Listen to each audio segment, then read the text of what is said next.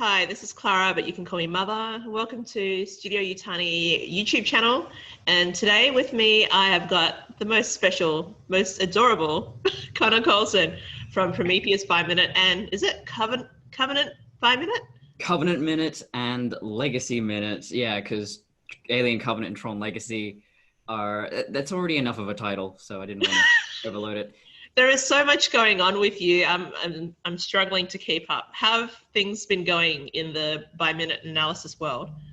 So I'm almost finished with Prometheus. I think there's about 10 minutes to go. And so then general audiences will be able to hear Covenant very soon. Then for my Patreon supporters, there'll be Tron Legacy and Blade Runner 2049. And I have just recently become the co-host on 60 Minutes to Comply, which is the RoboCop movies by minute analysis. Thank God I don't have to edit that. I'm just there to talk about things I love, like robots and cyborgs and transhumanism and what have you. That is really amazing. I am so jealous.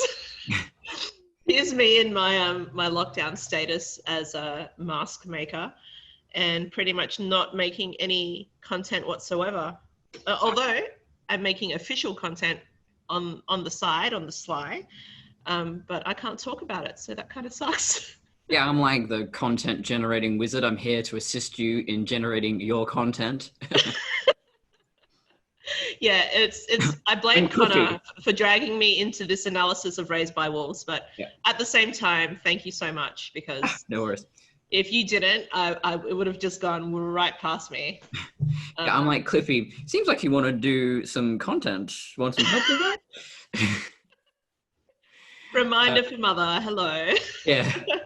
Yeah, I think it does help when you have someone else who's just going to motivate you and make you go, oh, yeah, okay, let's focus on this and get this done. But I've also been writing fiction. I've got 2 original stories and 2 fan fictions that are almost complete. Well, one's almost complete, I should say. And yeah, that's a hard one because there's no one around to motivate you. You can't work on it with someone else. It's just you and keyboard. Do you post it to AO3? So is there motivation from people who read your stuff? I actually recently got a lot of feedback on my Alien Lucid Dream fan fiction, sort of weird Dante's Inferno project that I did a couple of years ago. Finally finished that. And yes, yeah, so I'm Jackson Valor on Archive of Our Own. If you're curious, doing a Detroit Become Human fan fiction and a Star Trek: The Next Generation fan fiction as well. So it's all about AI and transhumanism and just things I always talk about, really. Oh yeah, so nothing from, deviate from the usual. No, and then my original stories, well, one is a bit of a deviation. So one of them is about a hypothetical third Voyager probe sent out into space, and it encounters an alien probe coming the other direction. And I won't spoil anything, but yeah, the adventures that goes on from there.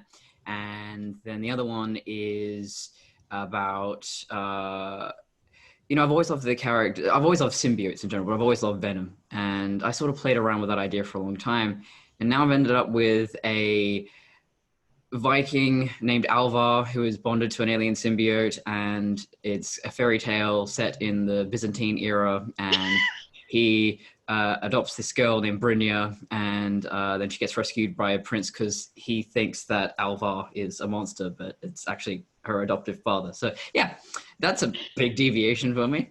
Oh wow, I'm gonna have to read that one. Yeah, I hope to get some readers. Yeah.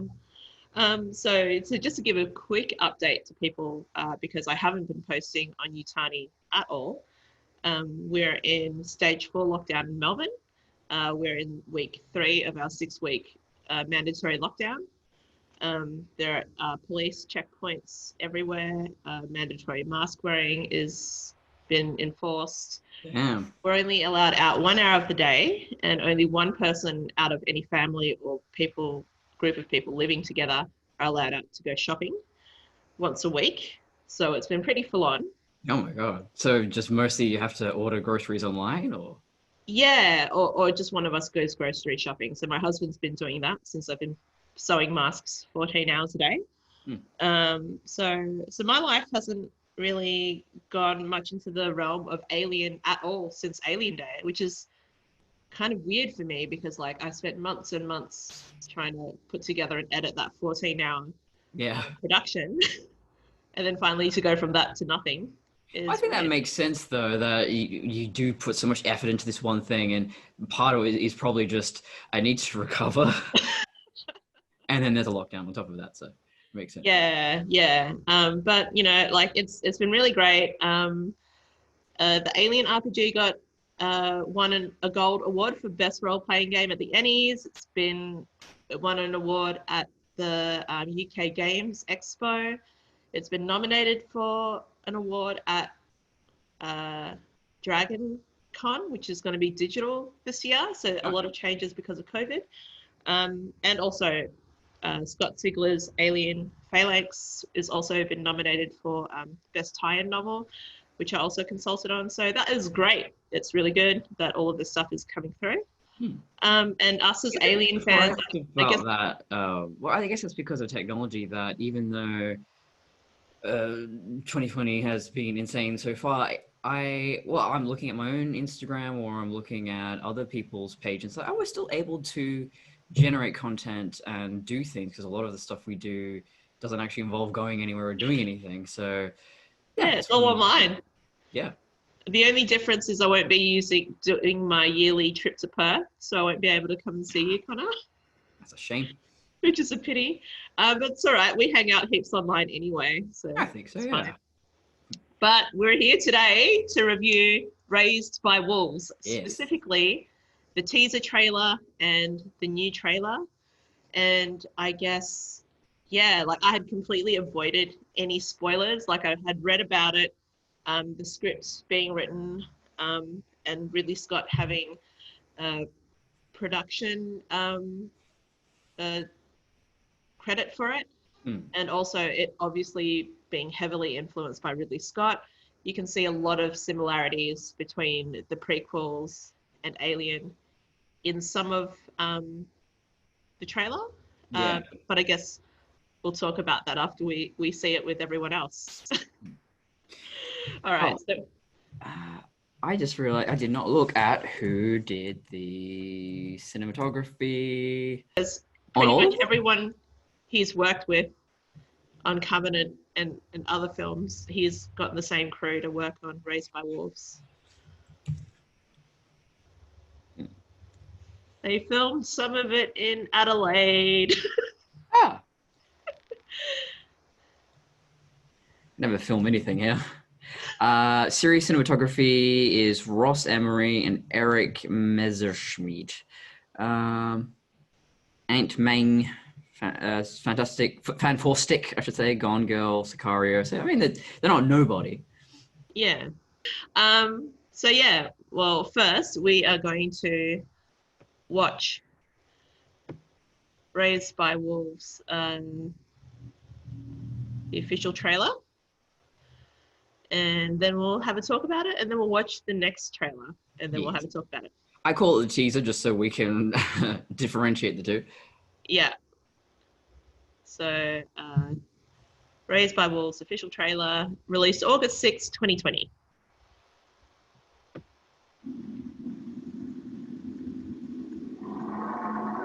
Gather round, children.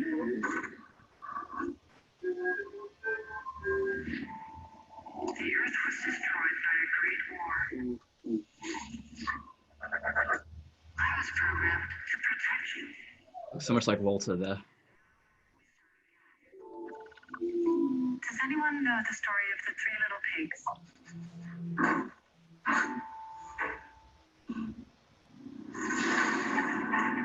The first little pig built a house out of straw. The second little pig built a house out of sticks. The third little pig, he built a house out of stone. One day, a big bad wolf came along and said, little pig, let me in, or I'll have you. And I'll pound my mouth, and I'll blow your house in.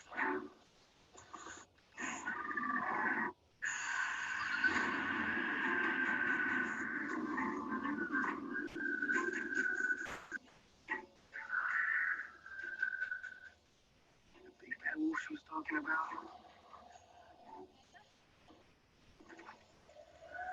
That's her. She's a very.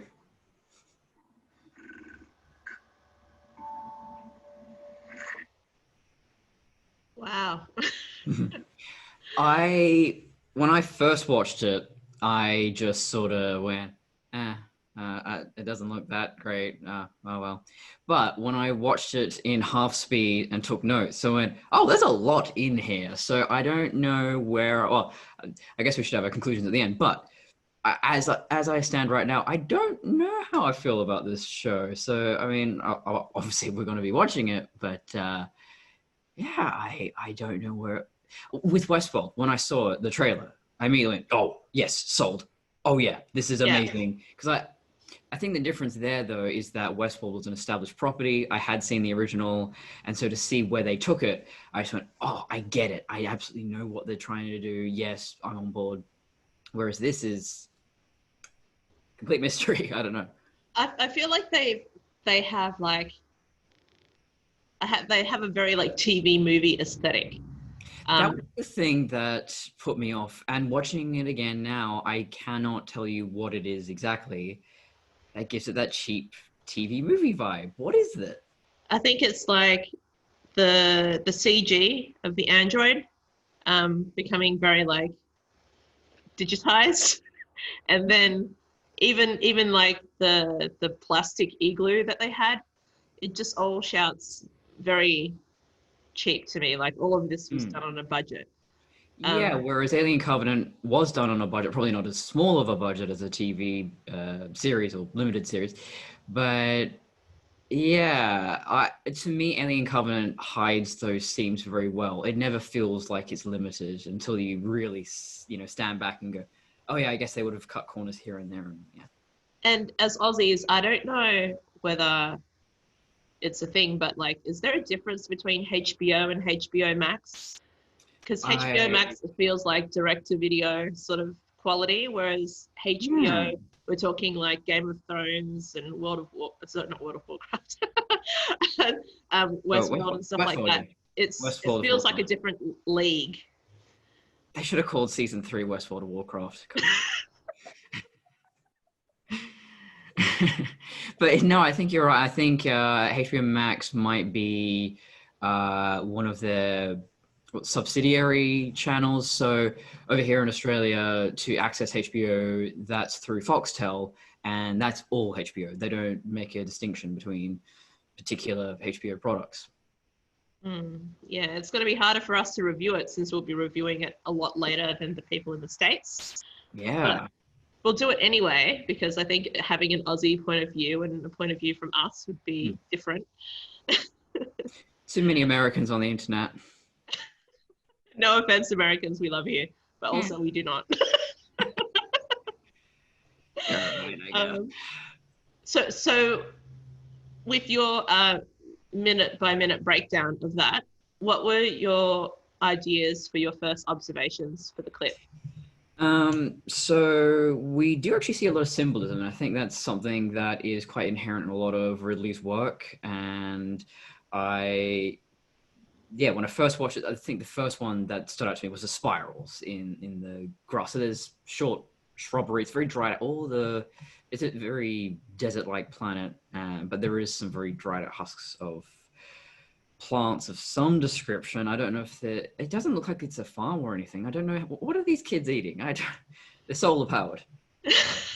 But yeah, it took me down a bit of a rabbit hole on what spirals actually meant. And it was surprisingly difficult because while it is a common feature of ancestral art of various cultures, especially Celtic and Norse, we don't know exactly what they meant by that, but the going theory is that it's associated with rebirth and mother goddesses. So I thought, oh, yeah, okay, that explains everything.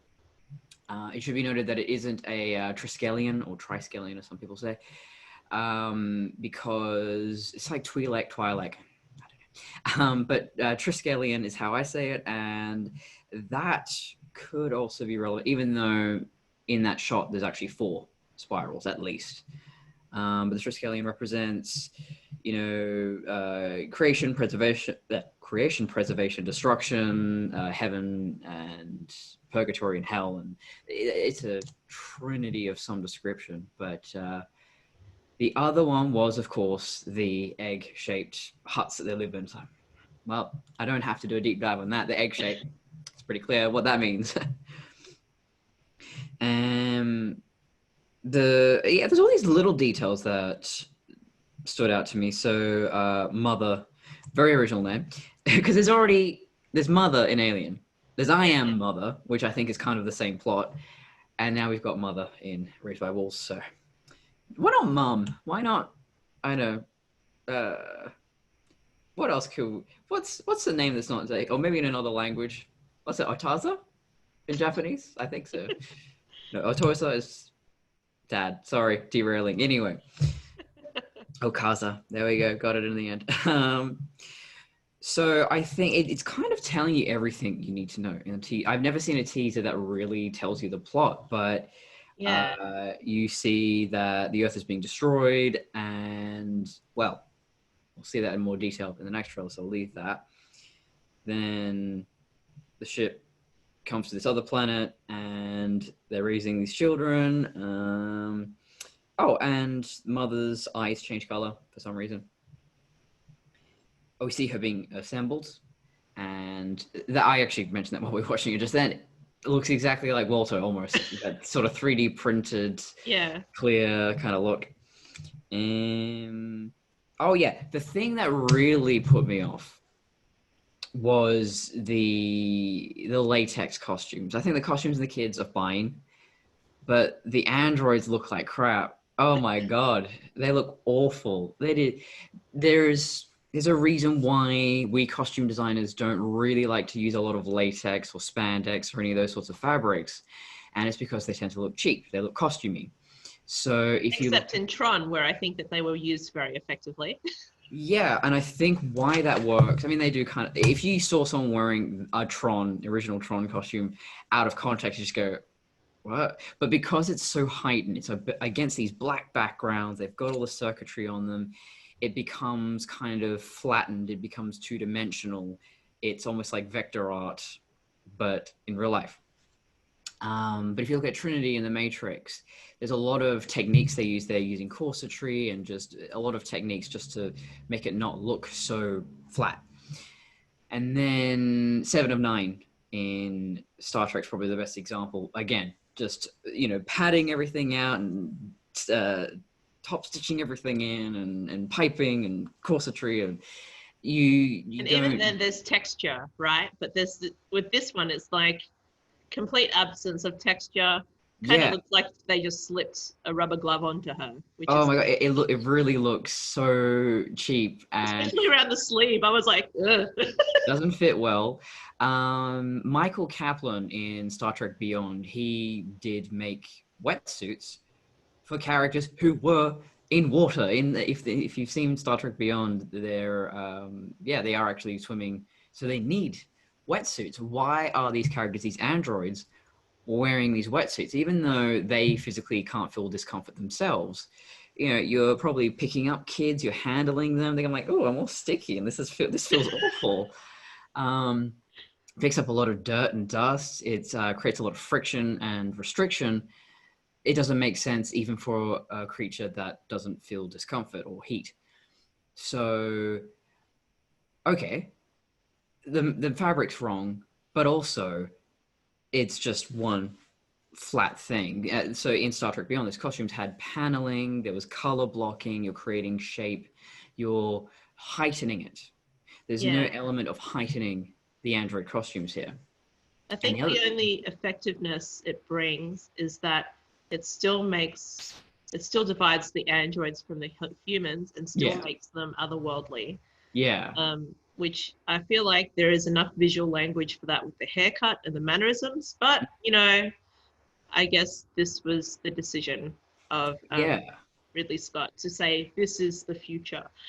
Well, this is why I'm wearing my David costume right now, even though we were talking before we recorded.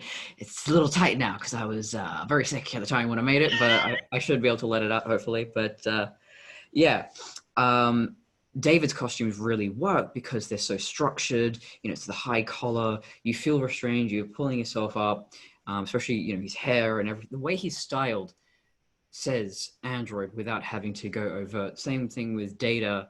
Data in Star Trek is wearing the same uniform all the humans wear, but it's just about very neat hair, you know, weird complexion. Done. But yeah, my immediate response was, why is her hair shaved so badly? It's just sticking up all over the, like, at least put some product in there so it's sort of like mine, just sitting flat and a little smooth. And no, it's just really sloppy. It feels like theater. It doesn't read as cinema costumes to me. Cinematic costumes need to have detail, texture, layering, volume, all those things that don't come across in theater. So I think if this was a stage play, and it does almost feel like that in terms of very simple set pieces and a limited cast, with those silver bodysuits, that would look great on stage. The way it would reflect all the stage lighting. Oh, yeah, great.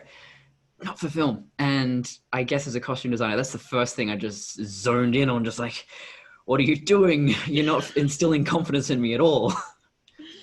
One of the main symbolisms I wanted to bring forth, and I'm just going to share the screen so that people can see what I'm talking about.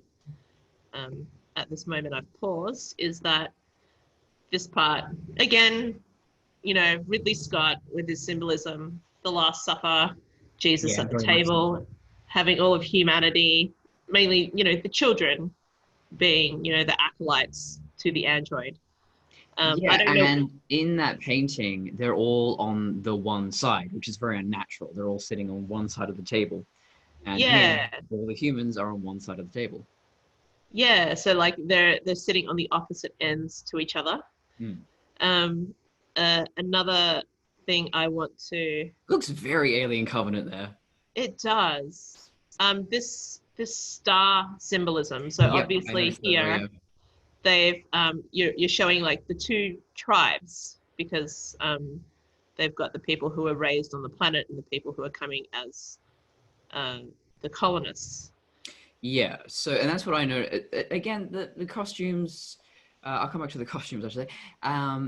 The kids are actually pretty okay. The adults, their costumes seem okay. I think that's all working for them. So it seems like, yeah, some of the kids are put in these very earthy tones. So I guess they were never from Earth. And then the kids in the gray or navy blue, they come from Earth, maybe? That's my theory. They look like they're very indoctrinated.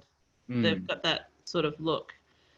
Here we don't see, into the next trailer, we will see that was it 12-pointed star? I think, yeah, 12 points. That's used as a kind of flag on Earth.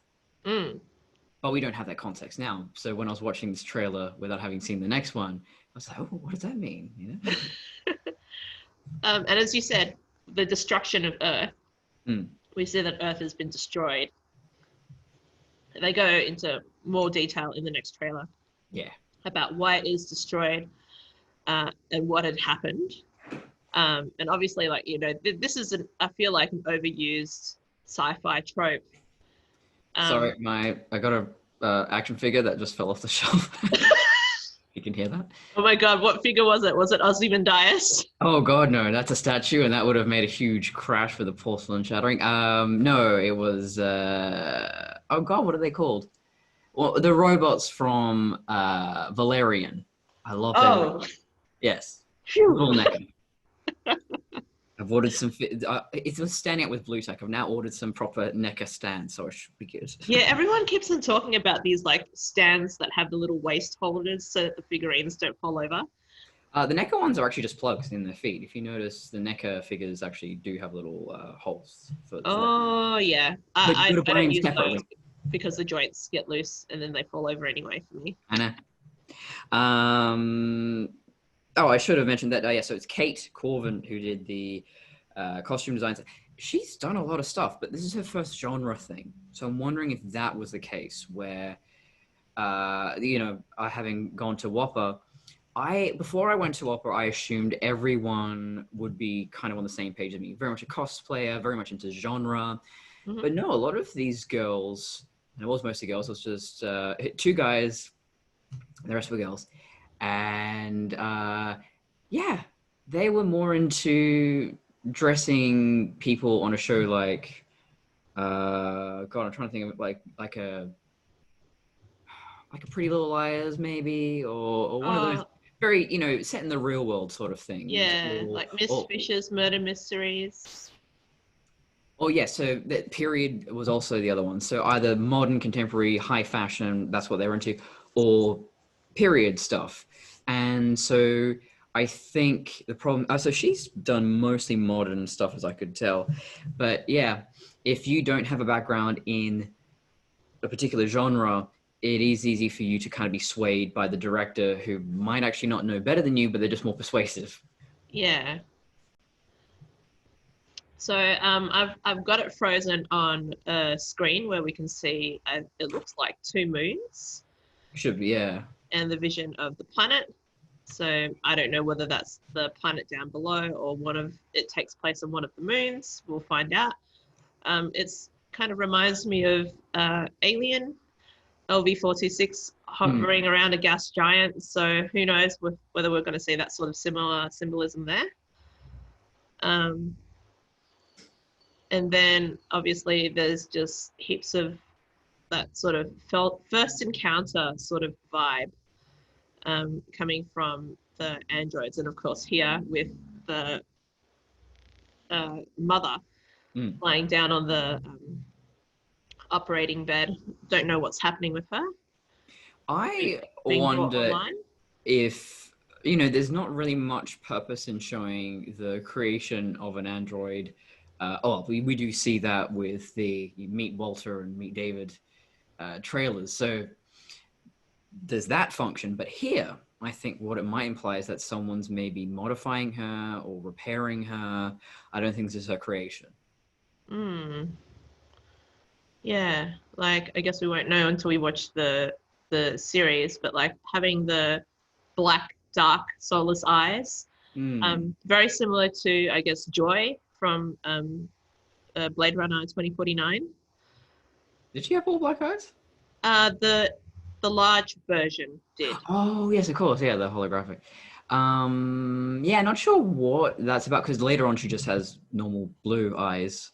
Yeah, I think just the scene between this one and the next scene, the contrast between the android so-called being born and a human being born, both of artificial means, brings up the question about whether or not these children have a soul. Like because that's what Ridley Scott likes to explore. That would be really interesting if they did go through that process of, well, if you're not born, or if you're not woman born, are you actually a human? Do you have a soul? I'd be fascinated to see that. Yeah, I would like to see if that sort of comes into play with like the superiority between the colonists coming in, having their religion, having she kind of sorry, in that clip natural means, and then of course go back to that bit there. Sorry. When she's walking along, she's covered in blood, and then she's like sniffing the air, and then later on, she's howling like a wolf. It's like, what? Yeah. What is this? So she's an otherkin android. She doesn't identify as android. She is wolfkin. You've got to explain otherkin to people. I'm gonna go off the shared screen for a sec so you can actually explain this because, like, Connor and I, we're from Tumblr, so we are kind of familiar with this sort of like different groups of people. I have always had a fascination with subcultures. It started with fashion and music and how those two things create culture on their own. And so following all those little different aesthetics and subcultures. But then that branched off into all these little Tumblr subcultures. And one of them is otherkin, which seems to be kind of like it is sort of a psychological condition, a dissociation with the self. It's mostly very young teens who are dealing with, all sorts of psychological issues who might withdraw into this fantasy of being a wolf or some other majestic creature. You know, you don't have kids who are like, no, in my past life, I was a sea slug. You know, it's always like, I was a majestic eagle flying over the mountains. Like, yeah, it's never. It's never the sea slug. Yeah, I mean, I think there is, it kind of crosses over to shamanism, another subculture I'm fascinated in. I think I definitely identify with the octopus. The octopus is definitely a symbol for me. So I think there's almost this kind of pseudo spiritual thing that these kids are exploring as well, and really identifying with their spirit animal, if you will. And yeah, absolutely fascinates me. So yeah, maybe Mother here just really took that whole raised by wolves concept a little too far and just went, yes, I am the mama wolf. I am the alpha. I think it's interesting how they kind of play with the whole story because, like, firstly, the title "Raised by Wolves." We know from, like, I guess mythology and fairy tales about children having been raised by wolves. We've got Mowgli. We've got people. Beowulf. Yes, precisely. Well, actually, okay. So Beowulf, this I should make that clear. There are two translations. I can't remember the other guy's name, but Tolkien did another one, and he also did, which isn't very good actually. His translation, it loses the poetry. It's more prose. But he also did a second one, which I cannot remember the name of, but it was a fairy tale version. He sort of reimagined it, taking some historical. Well, taking suggestion from how stories evolve, how they're shared orally, and just some clues as to how Beowulf might have originated. And so, yes, in that version, he's raised by wolves, and of course, you also have Romulus and Remus. And there's this deep kind of like storyline with the character of Mother taking on, like, I guess, the wolf aspect. A sheep in wolves. Like a wolf in sheep's clothing. Yes. So she looks like she is a human, but she's not a human, therefore she's a wolf.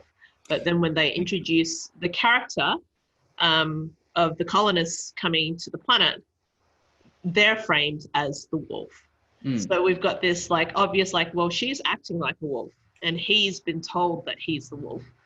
Who do we believe? So we're instantly given contradicting information. Yeah. And I believe that that's kind of like the way Ridley Scott likes to play it. He likes to mess with people's minds. Yeah, this sort of, those elements intrigue me. So when you just watch the trailer and you're not really paying attention, it's like, yeah, okay, nothing's really jumping out at me. Once you actually start breaking it down, you go, okay, there's potential here. There could be something.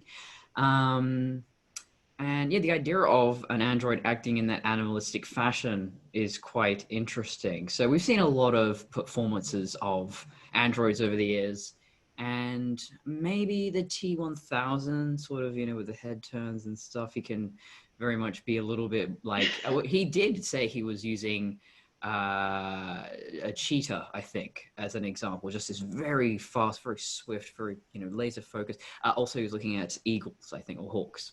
That definitely comes across. Fassbender didn't use any animals in the inspiration, and no, there's something thoroughly alien and inhuman, and very sophisticated. I think both David and Walter very removed from nature or animals or even humans. There's something above, and I would also mention, oh god, what's her name in Humans? The main one, Anita.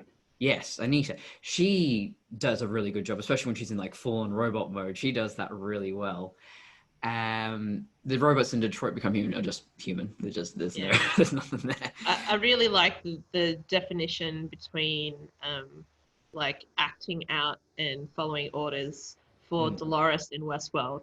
Oh yes. When she's very just good. These all motor functions, like, what do you need? What can I do? Yeah, that's what. Yeah, it just snap like that. Yeah, no, the performances in Westworld are really good too, and it would be nice to see more like full-on servant mode androids in the real world in Westworld. We got a little bit of that, but not much. They were fascinating, actually. That one girl, not to go on too much of a tangent, but that one girl, who was in the real world and was sort of bringing what's his name in, so the whole business plan. Yeah, that was good. So Mother's performance here.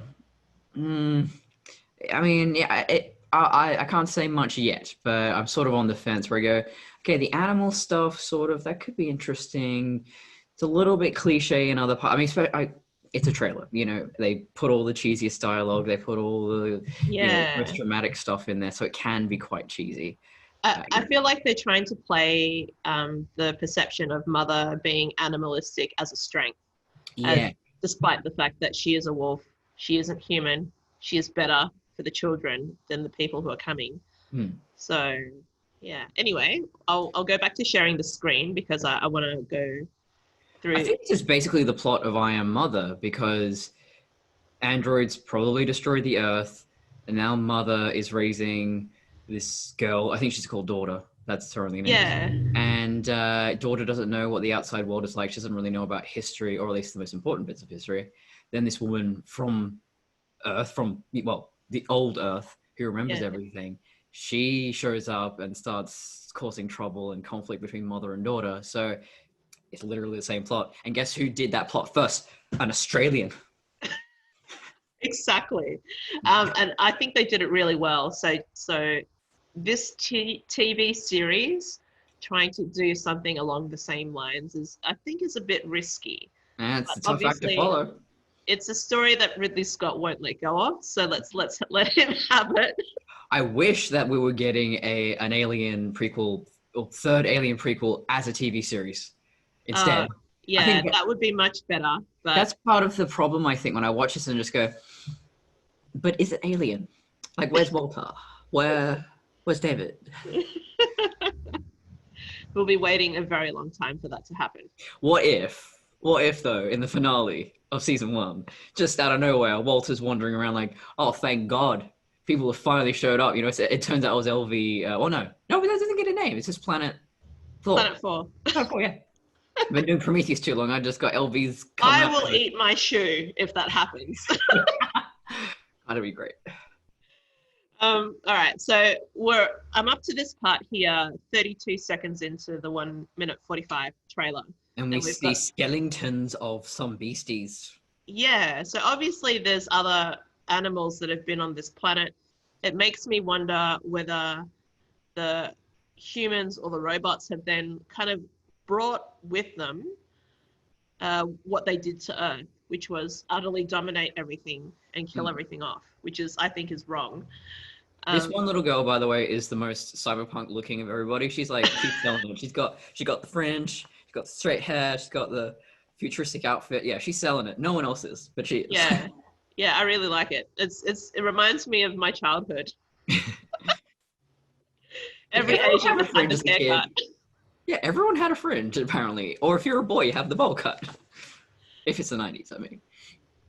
I think it's interesting noting with the light coming through the ceiling and the android being framed in a sort of like heavenly or unearthly manner. There's definitely a Renaissance art painting kind of vibe going on with a lot of the cinematography here. It's, again, a little bit derivative of Alien Covenant. They are doing a lot of the same lighting techniques and color. Yeah, and the raw walls and everything like that, primitive buildings. So what do you think she has in that pouch? Is that like coins or? I was thinking teeth. Yes, Because baby parents teeth. do that. They keep the baby teeth from the children. Yes, I'd love Baby that. teeth and hair. Makes sense. And then we're kind of introduced to this sort of giant mountain side and also like the weather patterns. So we see the two androids kind of setting up camp. This is assumedly before the children have been formulated or arrived. And this is them kind of like staking out a claim. Why they chose to live in the desert, I do not know. Yeah. It would not be my choice. But maybe it's the most livable part of the planet. Yeah, I wonder though, you know, if you had said it in a kind of a Garden of Eden looking setting, is that a little too on the nose? Or, I mean, there could be some biblical references there because deserts do definitely play a factor. But I'm sure, I'm willing to bet money on it that there is some kind of biblical reason why they're in a desert. Maybe were they traveling for 40 years? I don't know. Yeah. Then we have the shot of mother and child asleep, watching over the children, because androids don't need to sleep. I can tell you, I do need to sleep, and I cannot sleep in the same bed as my children. Oh, the only being I can share my bedroom with is Baxter, my rabbit. He's very quiet mostly, unless he decides to just loudly start grooming himself, but mostly very quiet, keeps to himself. But no, anyone else breathing, thinking too loud, I'm not gonna sleep. It's really interesting, this sort of mathematical exercise that the android is giving the humans. Yeah, so isn't there like a visual, what do you call it, a mental manipulation? Like, what are they, a space? Oh God, there's a word for it. Well, you have to like, yeah, you rotate something mentally in your mind, and you're sort of, yeah, it's just, yeah, basically a puzzle. But there's a specific word for it. I don't remember anymore. To me, this looks like an evaluation between the children that, she's raised as mother, and then the colonist children who have come. Yeah. So I don't know whether it's a sort of like test as to see who was raised better. And I think that's the sort of things that Ridley Scott's going to bring into play, like who would be better off to be raised by someone with religion, someone with mythology, because you've got the story of the Three Little Pigs, yeah, and that in itself has its own moral.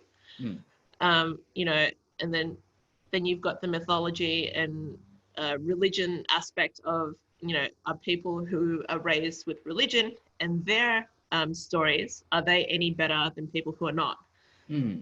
Yeah, it's sort of again, nature versus science, nature versus nurture. There's a lot of themes there that are quite interesting, and I think that's why children tend to be a fairly common theme or character in fiction. Is there is so much potential and possibility in children, and so when you put them in these extraordinary circumstances, you start to wonder, well, what does that person become? I think the stance here kind of reminds me of the Neomorph. Yeah. Yeah, she's very animalistic here. She's lifting up the one of the skulls and pushing it across, and she's very much like an animal there. Then we have these little glimpses of technology, which is largely, absent from the being on the planet. You can see the spiral there from space. So maybe it's like a larger picture that we're not really privy to, and it becomes a repeated symbolism throughout. Oh, yeah, I didn't notice that. Yeah. But it's interesting, like, having the pods fall down from the sky.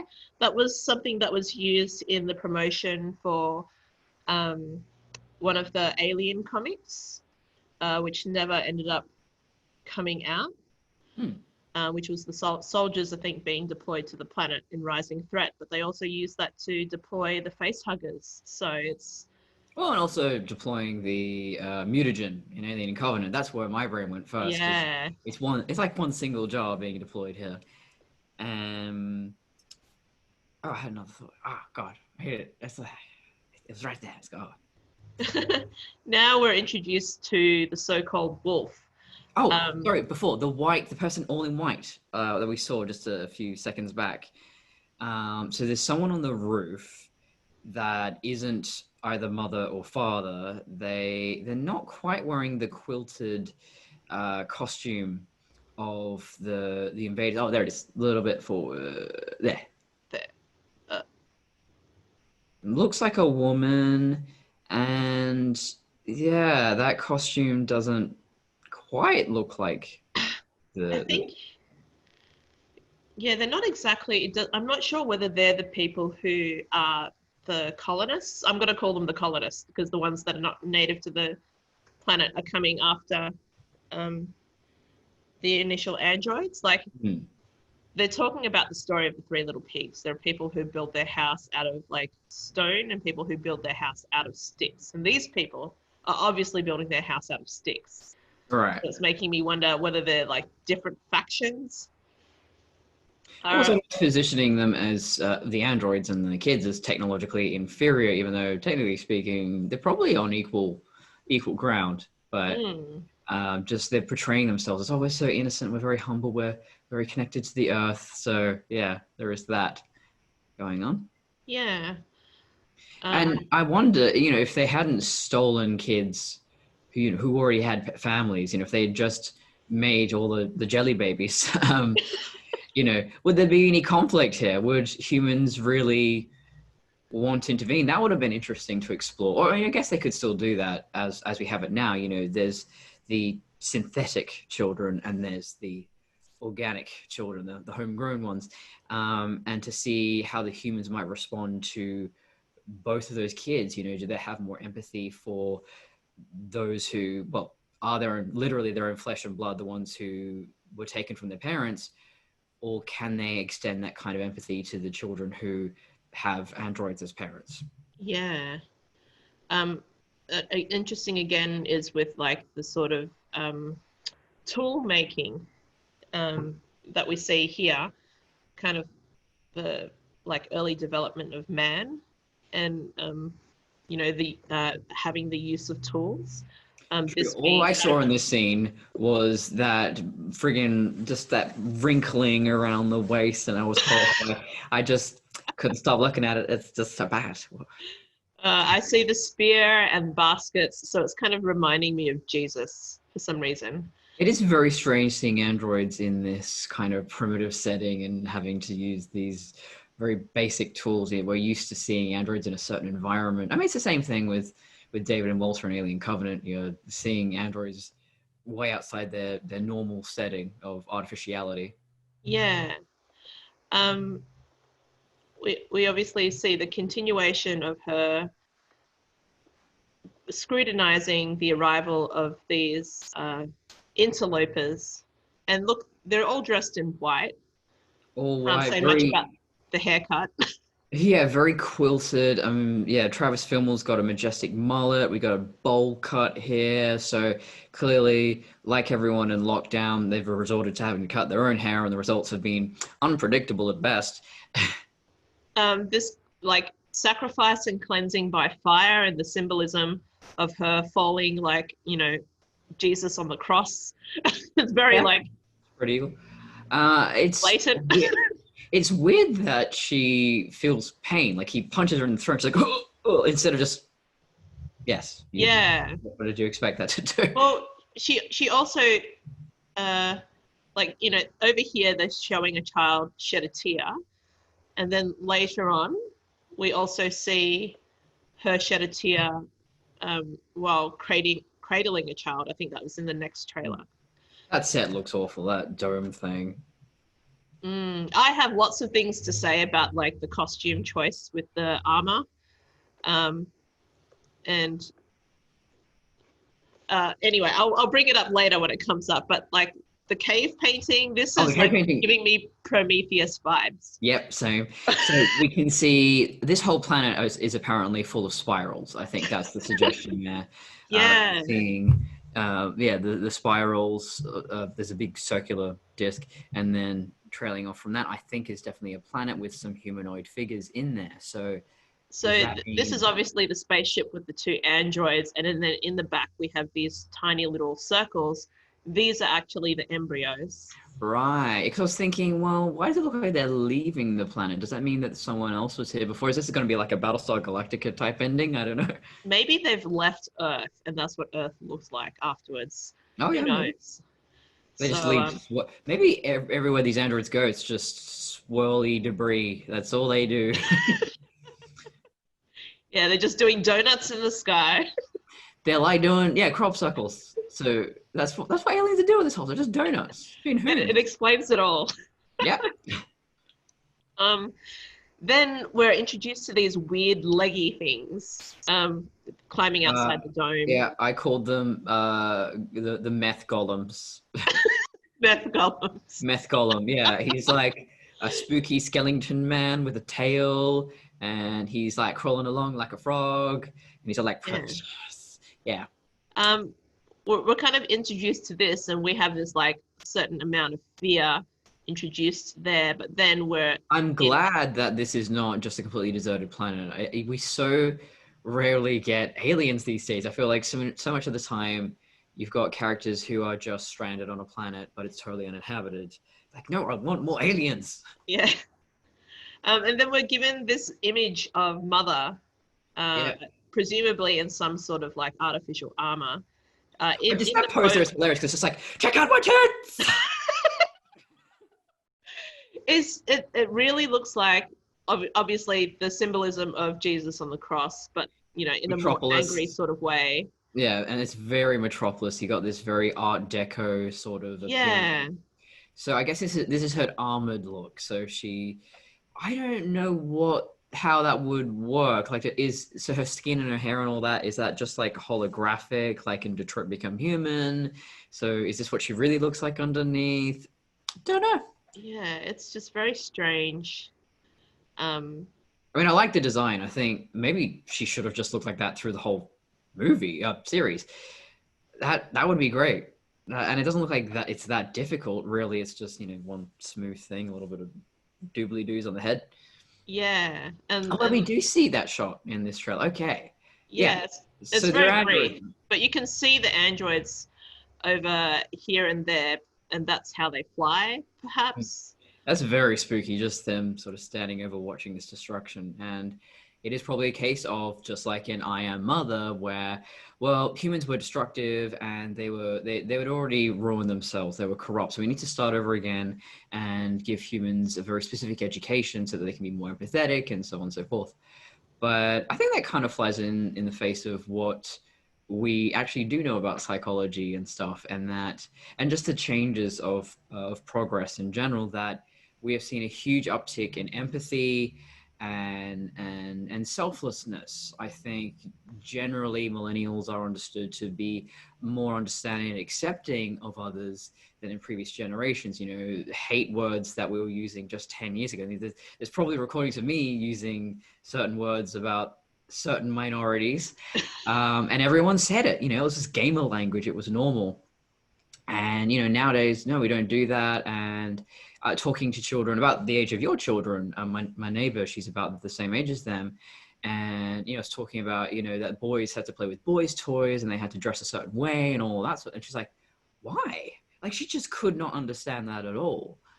So I think overall, it doesn't matter how a society is structured or what stuff we see. We're the generation that was watching Live Leak and things we probably shouldn't have seen at a very young age. Exposure to negative content is not the cause of evil. I think it's more to do with how you deal with that. So this kind of censorship and these lab conditions they put these kids under, same thing with I Am Mother, I don't think would actually give them the results they think they want. It's the Garden of Eden thing, actually, that, okay, we're going to shelter these humans. We want them to be pure and perfect forever and ever. So we're just going to take away those choices. As a result, you create people who are ill-equipped to deal with conflict, to deal with disturbing thoughts and imagery. They would just completely fall apart because they have never had that opportunity to go, well, I don't agree with that. How do I deal with this, and how do I reconcile that in my relationship with this person who has opposing views to me? There's no conflict, there's no learning. Absolutely agreed. This part is, I guess, especially confronting with the whole like contrast of the blood against the latex, the That feel when you face. step on a Lego brick. It kind of evokes the idea of the imagery of David in the lab when he's confronted by the killing of the neomorph by Oren. Like it definitely is disturbing. I don't know why Ridley She Scott. seems to have what do you call it? Black Canary powers, because she screams and there's like a pulse of something. She did that before in her full mecha mode. So I guess she's got like some kind of weaponized audio setup there. And I mean that makes sense. So often, so Vision is a very interesting character in the Marvel movies or in the comics as well, because why don't we think about more often that an android could have superpowers very easily? We can just put them in, you want them to have telekinesis or whatever. Very easy to do. They already have super strength and all of these other things. I don't see why like stuff like that would be so much of a stretch. Yeah, to add some really piercing subsonic sounds that are harmful to humans, very easy. There's actually a frequency, I can't remember the specifics of it, but it's not audible to human hearing, but if we were to hear it, it would immediately make us deaf. So it can't be generated by anything natural or even, conventional speakers or anything like that. But yeah, if you were to be exposed to that particular sound, you'd just be like, okay, everything really hurts, but I don't know why that happened. That's freaky. Yeah, for sure. The next scene, symbolism that we see on the screen here is, Travis's character kind of like kneeling. It looks like he's praying, and then all of the There's people in the robes. in a It's semicircle very... around him. Yeah. Kind of summons the ideas of the Crusades and the sort of idea that they were on some religious. Ah, yes. Yeah, before we started recording this, you mentioned, it reminds me of the Crusades, and I went, really? Or do you mean like a show based on that? Or yeah, I can see what you mean. A lot of the practices, the costumes, the capes, the supposed armor that we see portrayed in the show. It actually has a bit of a Kingdom of Heaven vibe in terms of the cinematography, which is also a Ridley Scott production. So. Yes, precisely. This image is interesting because we don't know whether we're seeing from the android's point of view, or maybe this is the superpowers that we supposed that the androids would have. Yeah, maybe it's just extremely slowed down. So she's emitted that sound, and then it's just caused someone to just vaporize. Yeah, you can see the star imagery on the side of the, I don't know, the building, the ship. That's a great image. This in the snow there, and you got the blindfold on. I don't really know. Yeah, I wouldn't have taken it off. Or... This part here is weird. I love it's like a medical droid. Yeah, like a first aid droid, and he's very creepy looking, and he's got like rivets for eyes. It's just... Yeah, kind of reminds me of the Working Joes in Alien Isolation. That was my thought as well. Yeah, very uncanny valley, like do not touch me sort of thing. So that costume is neoprene, and I think because it's a weightier fabric, you can, top stitch, you can add some little bit more texture there. It's got a print on it as well. That's a much better looking robot costume. Definitely. Still not a better robot. No. Well, it looks like a robot at least. Yeah. This also a great image.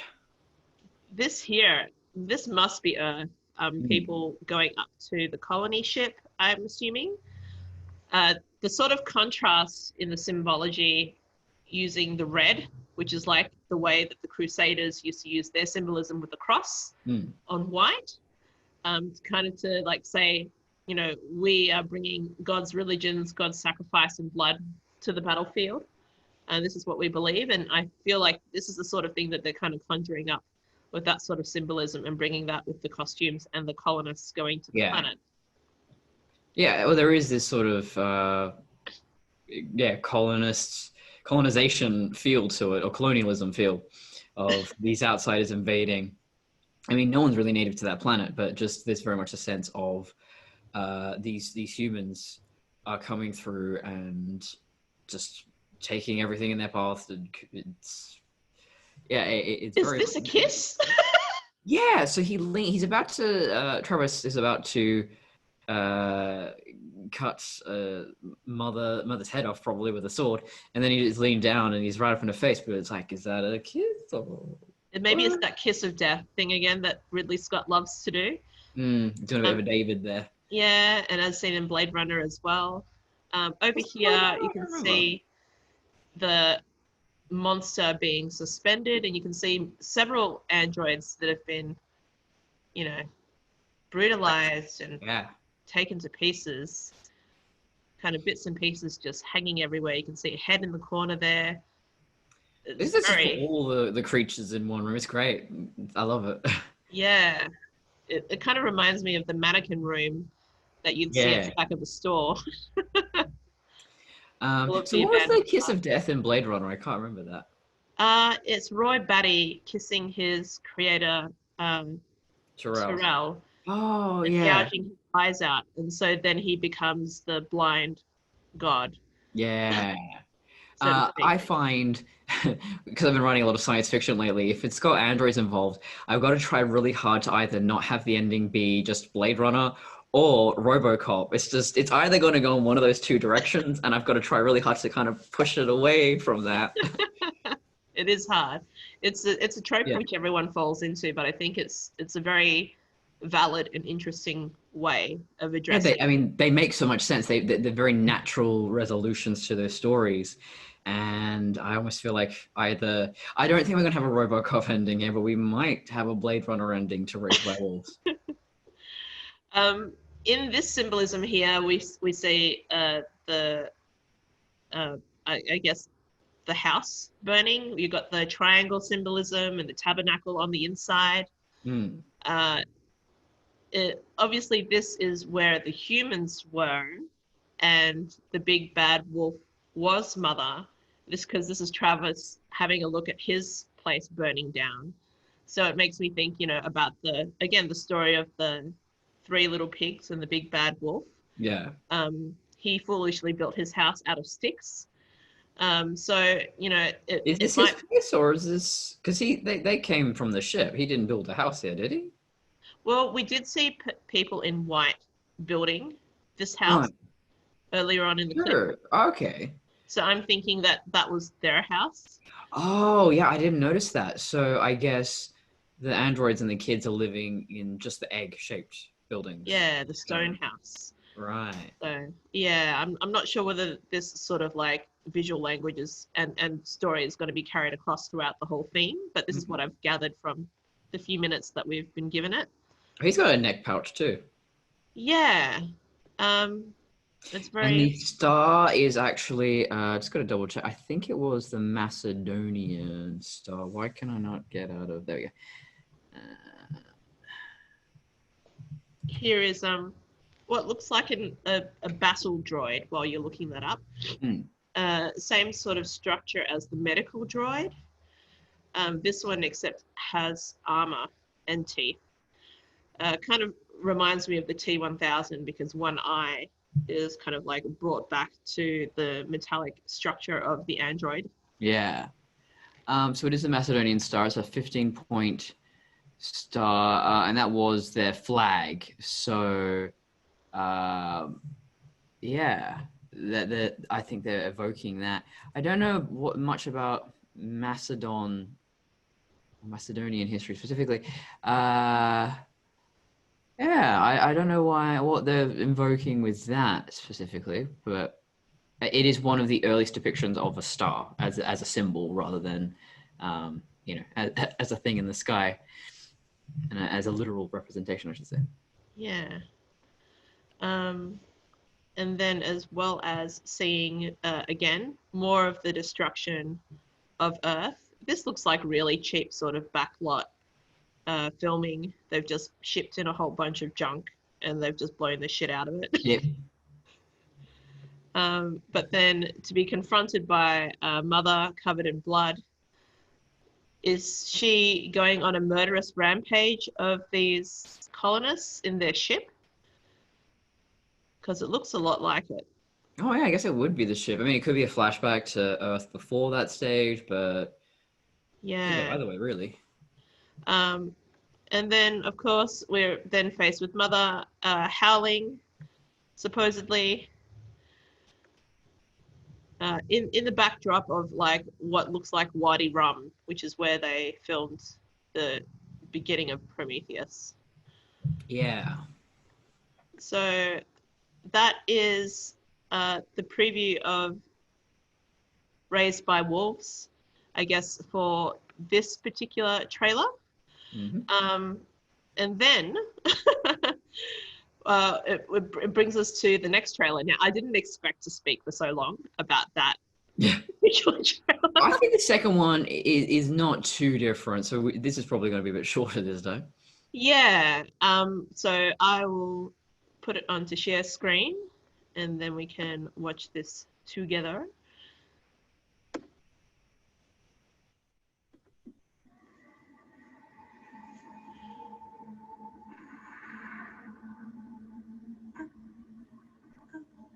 It's very much an alien shot where you got the teeny little ship there. Won't have the same problems that ended our world on Earth. Go now. Start over. Initiating trimester 1. These children are the future of humanity.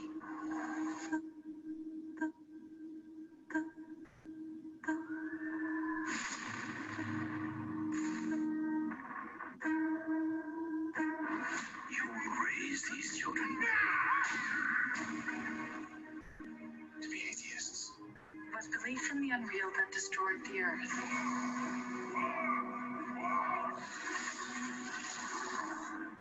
Our enemies built an ark, which is now headed here. The only known planet where humans can survive. And should the Mithraik's ark ever make it here, you will not listen to their words. They believe that allowing androids to raise human children is a sin.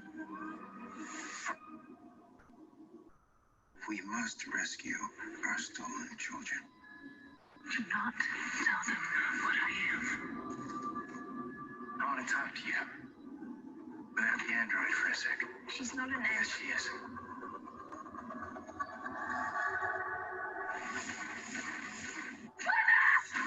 She's holding him captive. He needs to be with other humans.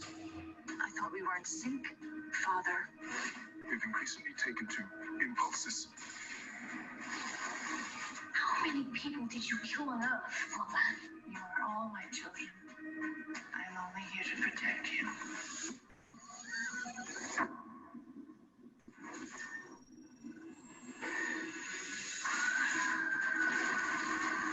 She's the most powerful weapon on this planet. I'm gonna destroy her.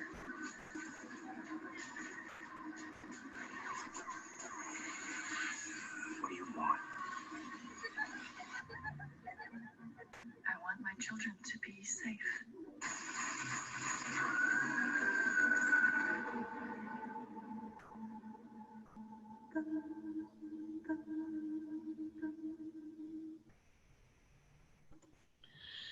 So, holes. So many holes in the planet. What's going on?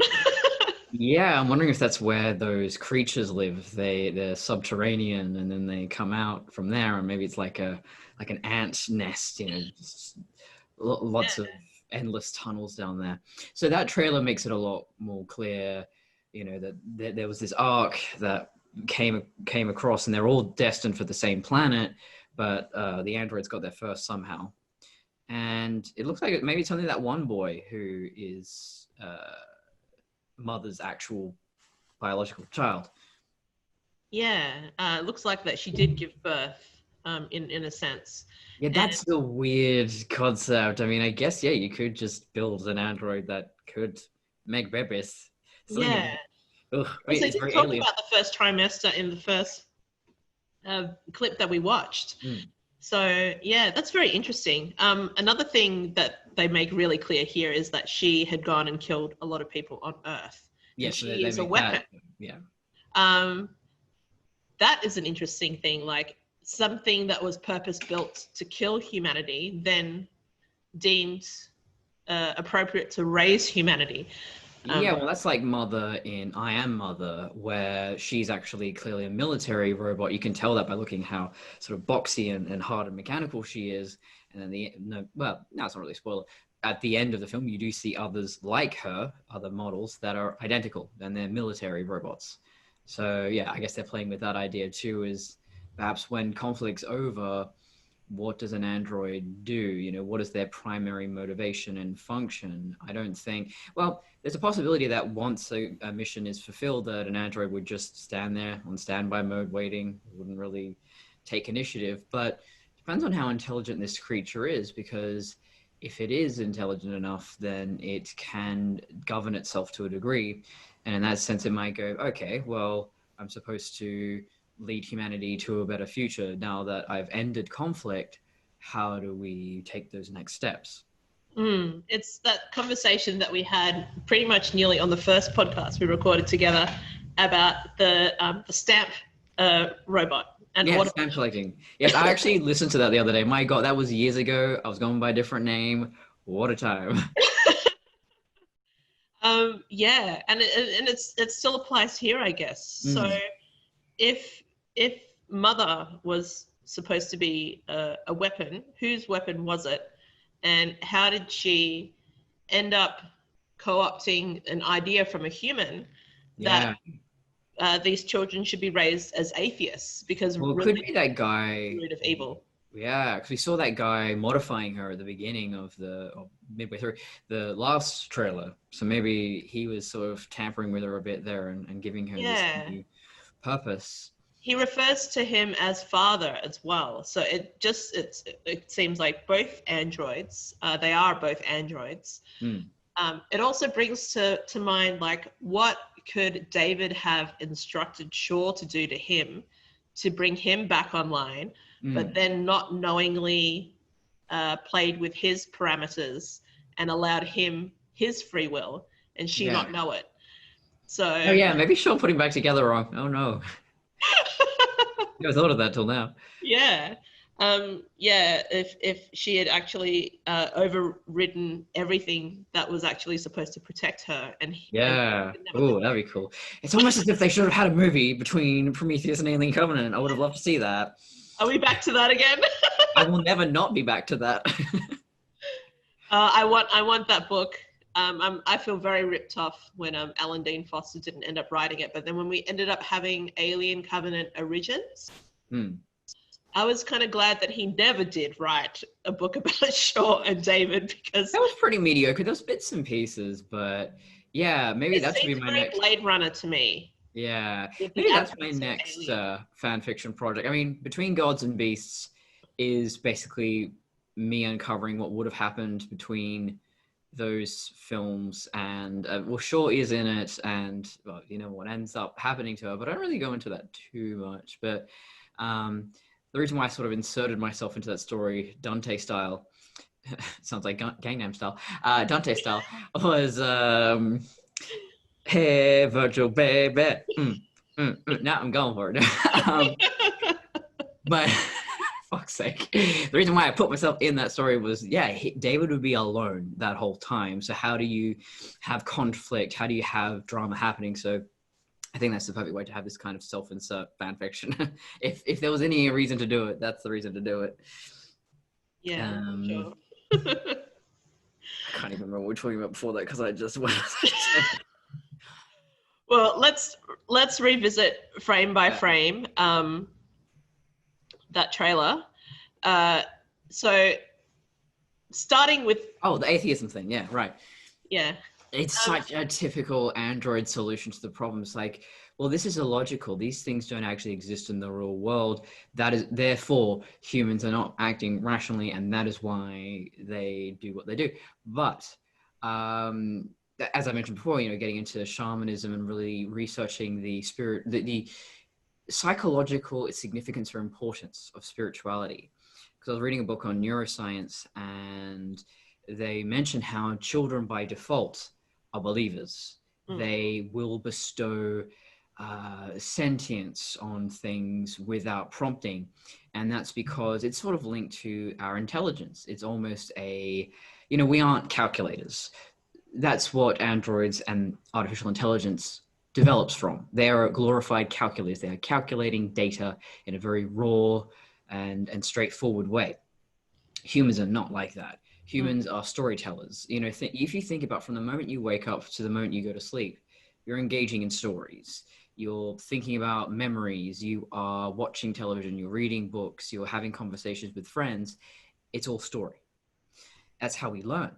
And so why we believe in these things is because, out in the wild, you would have to be aware that, okay, so I'm standing there's all this tall grass and I can't see if there's anyone or anything watching me, another hunter or a predator, so you have to have that ability to go, there might be eyes watching me at any time. It takes a certain amount of intelligence and awareness. And so that kind of develops into kind of omniscience or omnipotence you bestow on other people. All little children assume that everyone knows everything. So if they hide something in a room, they assume that you know where it is, because it's easier to assume that everyone knows everything rather than who knows what specifically. Mm. And so, I mean, atheism is, of course, a perfectly valid way to live, and I'm agnostic myself. But to deny,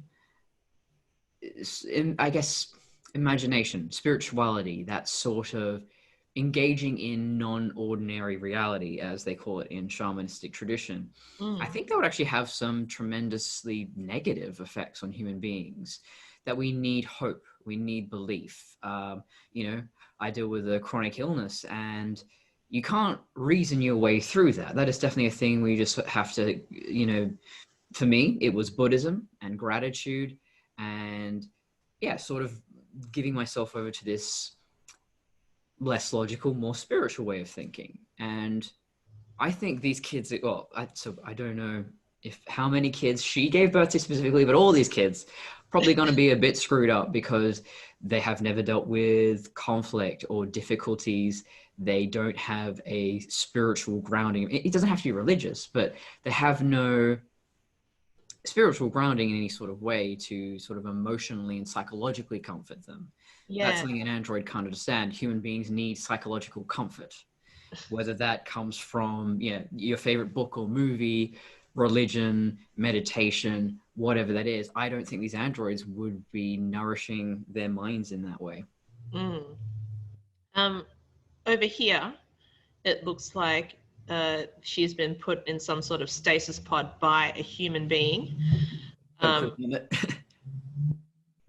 the helmet, like, again, it kind of summons the idea of like the Crusades, the helmets that the knights used to wear.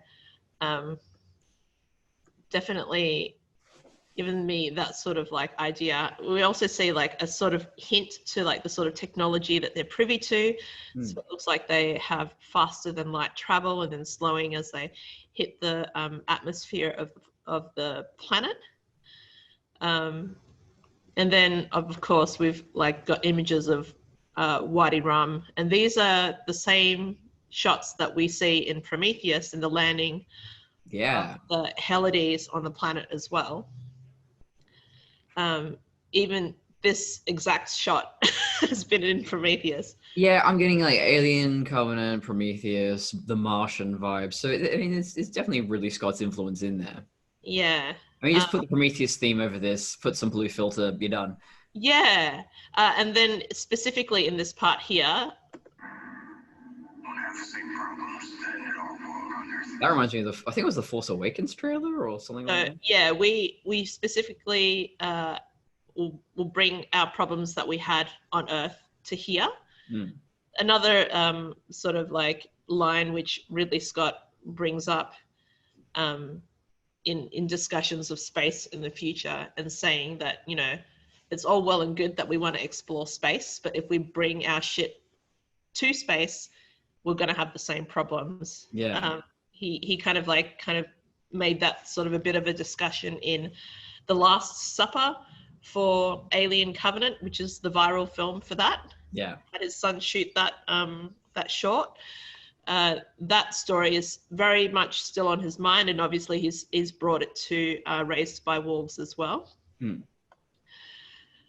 It's interesting, the costume choices. Like you said, why these for the androids specifically? Yeah.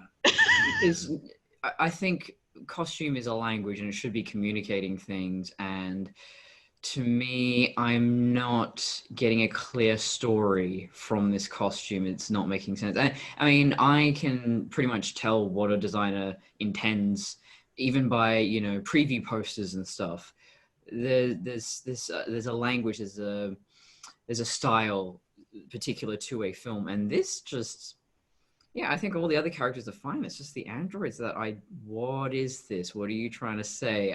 I can see when they're in full chromed up mode, love it, looks great, very interesting. Why don't they just do that the whole time? Let's put some makeup on.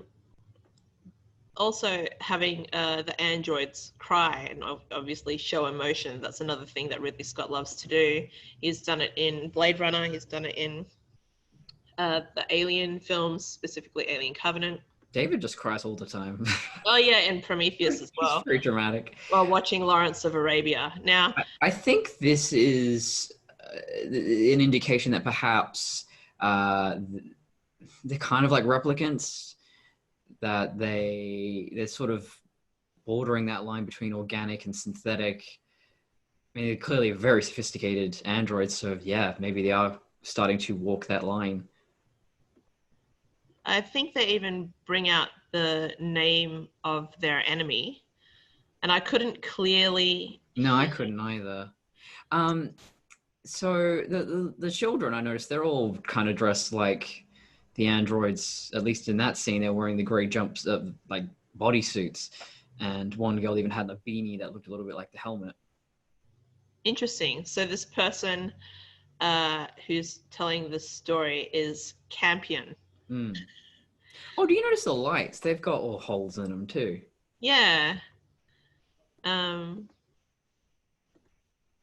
It's interesting.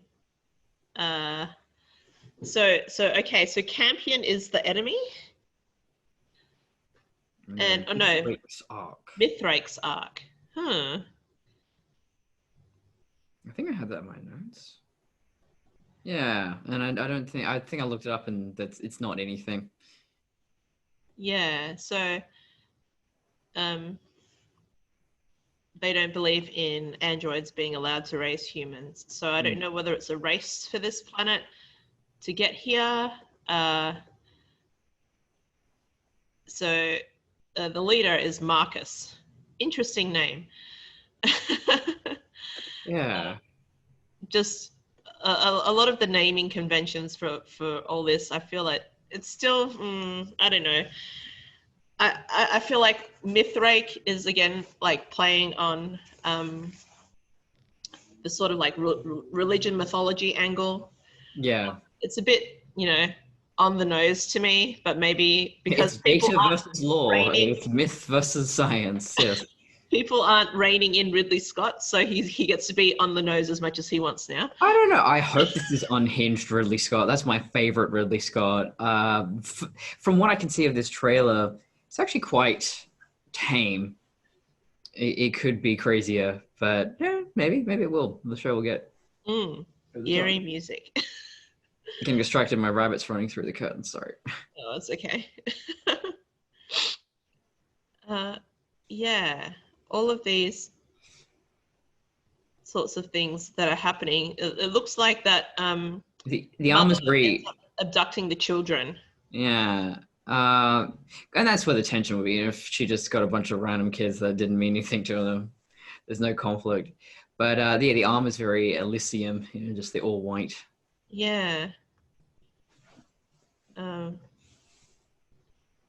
And then also mother and father having a tiff. I thought we were in sync. They're having quite literally. Yeah. And then mother giving into impulses. Yeah, they've increasingly taken to impulses. I'm not sure what they're referring to. Maybe the children? Maybe, yeah. And yeah, would androids have individual identities? I mean, I guess if you are making them that way so that they, well, like a lot of the sort of self-learning prototype AI they have out there right now, where they've all got unique individual experiences, or it could just literally be the same program and just two different bodies, like a phone, My Google Chrome is your Google Chrome. It's interesting having the contrast of like the no technology and technology again, especially Travis Fimmel being in this pod, landing on the planet and being confronted by mother. Really, speaking of the survival aspect, that's something I don't think we've ever really seen in fiction, is androids in a survival situation. They're not really made to exist in nature. They have certain requirements to be prepared, and their fuel sources and all of that. We've only ever there's C-3PO and R2-D2 wandering the desert briefly in Star Wars, and then there's David, of course, on Planet 4 for 10 years or so, and that's about it. But it's more, that's not the main story. It's kind of a side aspect. Yeah, my only other exposure to an android or AI sort of like kind of resisting time is in The Time Machine, where they uncover the librarian slash historian, and then it becomes the teacher. So I've only ever seen the 1950s version, so I don't know if that was in yeah, you there. got to watch the modern version. It's an Okay. interesting take. Oh, I had a note for that. Um, it's interesting. Like I've paused it here, where we see one of the insurgents, supposedly from the Mithrake, Mhm. and the Campion camp. Maybe this is the child that they were talking about who had been abducted by mother, and they're trying to take him back. Yeah. And then we see one of the androids, battle androids, being burnt alive. So there's obviously like, maybe it was humanity's idea of the androids being a disposable race, that the androids decided that, we're going to raise humans that are going to value us as opposed to humans that devalue us. Sorry, I have to run off. My rabbit is scratching at the door. I'll be right back. You go. Your rabbit is very cute, by the way. If anyone has seen Baxter, I thoroughly recommend you following Connor's Instagram. If you don't already follow Connor for all the great recipes and so on and so forth, definitely follow him for the rabbit. Yes, you should post photos of Baxter more often. But yeah, he's a sassy one. So when he wants food, he starts scratching at the door there. So give him some biscuits.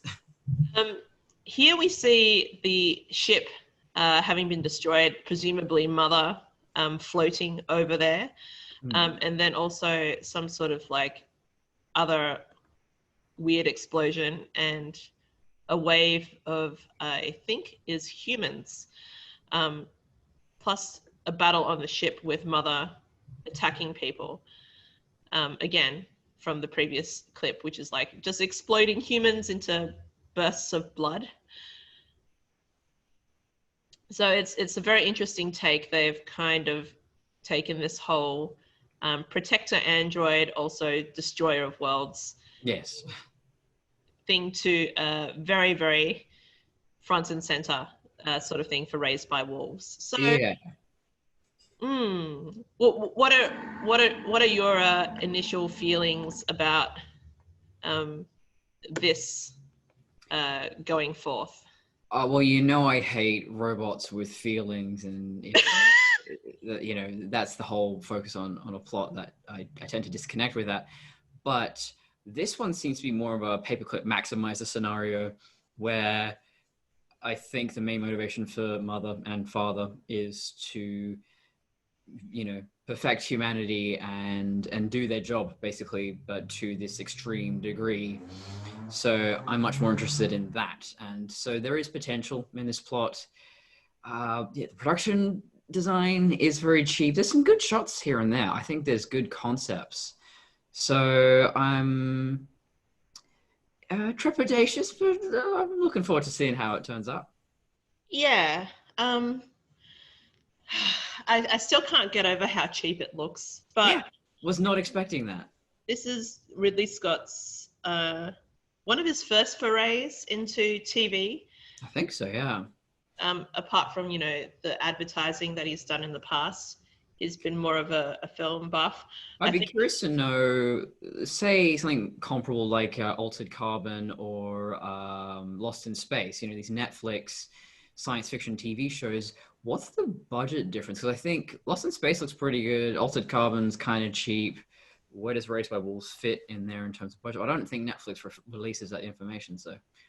Yeah, it's a bit of a pity, because I feel like because of everything that's happened with COVID-19, the way that we're consuming media now, this is the best time to actually release something. But at the same time, I don't feel it's up to the certain amount of polish that we as consumers of sci-fi are used to. It's funny, you know, these days we're a bit spoiled that the quality of TV is so good. You know, this was, if they had released this about 10, 15 years ago, you'd be like, whoa, this looks like a movie. It looks so expensive. But because what was that? Heroes and Lost and all those. Sun, I'm sorry. I know. Right here. Weird positioning. Yeah, I mean, if you look about 10, 15 years ago, there were things like Heroes and Lost, and we used to think those look so good. You look at them now and go, ooh, rough. That's things have changed. Yeah. But, you know, like, I feel like the actors that they've chosen are really good. And the writers they've chosen are really good as well. Yeah. Ridley Scott is only slated to direct the first two.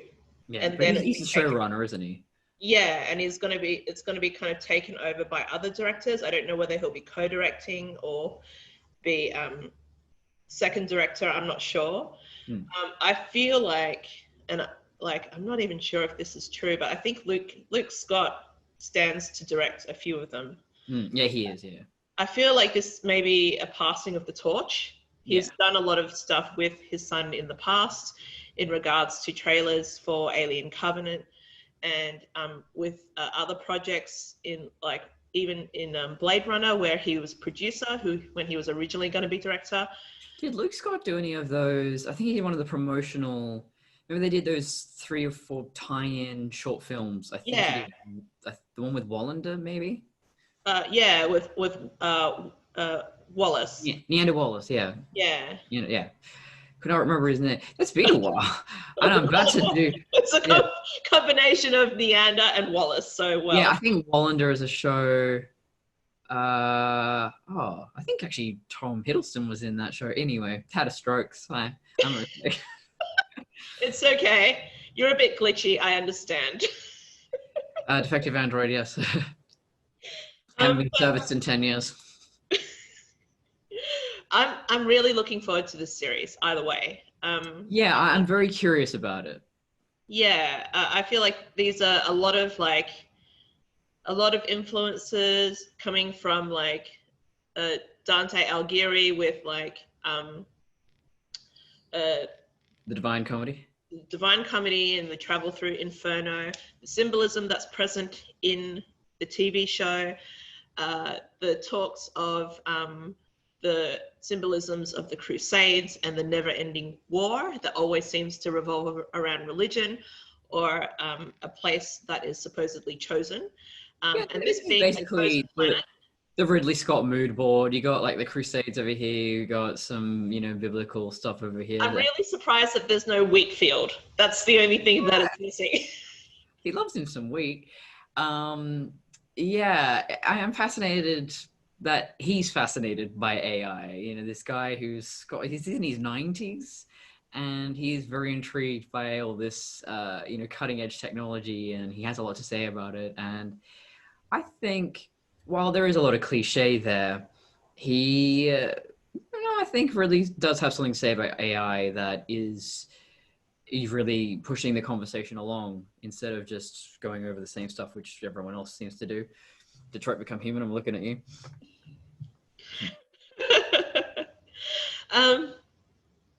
Yeah, I'm pretty sure that a lot of people are going to finger this as Alien Covenant, you know, what could have been a continuation of his ideas about what a society would be like if humans were raised by an AI. But I think for Ridley Scott, his investigation would be, what would aliens be like if they were raised by an AI? Because, like, we always see the human-alien conflicts, but we never see the aliens actually be able to do all of the things that Dan O'Bannon had spoken about, which was they had a culture, they were quite learned, they were, you know, insurmountably technologically advanced. Well, the xenomorph was. Yeah, and then oh my god, can you imagine just like a xenomorph typing? I'm glad that and then the children which were the eggs were abandoned in a pyramid, only later to be found by the space jockey and then Do they by... wear pants? If they wear pants, does it go this way or is it like that way? And where would they wear hats? We don't know. These are questions that'll never be answered. It'll be like putting on a condom, I think. But it's something that I think warrants some investigation in a way. Yeah, I think we won't be starved of analysis and things to talk about on this show. And it's like, you know, alien is something that is constantly referenced and homaged in many types of media. And, you know, rightfully so. It was a genre changer of its time. And there are constantly interpretations of the original texts and movies. There's definitely a lot of healthy arguments and unhealthy arguments in the fandom pertaining to this as well. So, you know, it won't be the last we ever hear of Alien, even if there is never another Alien film ever created. Yes. Yeah, no, the franchise will live on no matter what. It's an unkillable beast. Yes, a bit of Alien is gestating inside all of us. I like to think so. All right. This has been an amazing discussion. Yeah. We've managed to fill up how many? Oh my goodness, 2 hours. Yeah, that's me. Yeah, I'll do that. Because, I mean, I talk for about half an hour on 1 minute of footage. So you've given me like 5 minutes of footage. So clearly I'm unstoppable. This is great. And I feel great. And the sun's come out here in Melbourne, so I'm feeling a little bit warmer in my studio here. Yeah. Oh, nice top, by the way. Thank you very much. Because you're saying that you feel a little underdressed. I think we're... Oh, well, yeah. I think it was just the winter jacket. It was kind of making me feel that way. It's just like, yeah. Hey, at least I'm in a more comfortable outfit than those androids in Raised by Wolves. All I can say is that those actors must be so cold and uncomfortable, unless it was warm weather where they were filming. Well, it's latex, so you're either too hot, you're too cold. There's no middle ground. Yeah, and always sweaty. Always sweaty, even when you're cold. Yeah, and like talcum powder becomes your best friend. It's the worst fabric in the world. I once made a cape. I was as a Batman cape. And yeah, like that's always going to be really warm. Like everything else was just fabric. That was fine. But that whole area, just when you walked in the sun, it was like, oh God, it's all hot. And I just, worst fabric invented. I mean, it's not really made for clothing, but we've done it anyway. Mankind just defies nature at all times. Also, I wanted to mention with the helmets, with the androids, kind of remind me of Magneto. Bit Magneto, again, Metropolis. I think they're definitely going for that look as well. But yeah, maybe they can manipulate metal too. They should be able to do anything. They're robots. Yeah, it's gonna be cool. I would love to see a lot of your notes and research, so we can chuck it on the blog for those people who are a bit more pedantic like us, who want to read into things. Yeah, so I can give you all my footnotes and then a link to my website and my fan fictions and all that stuff. So. Yes, so everyone can stalk you as well. And you'll be able to find me, obviously, on Studio Yutani. You'll be able to find Connor under Travian Designs. I will link his blog and podcasts and all of the things that you're doing because you are, you know, you are so busy. You must be an android to kind of fit all of this stuff in.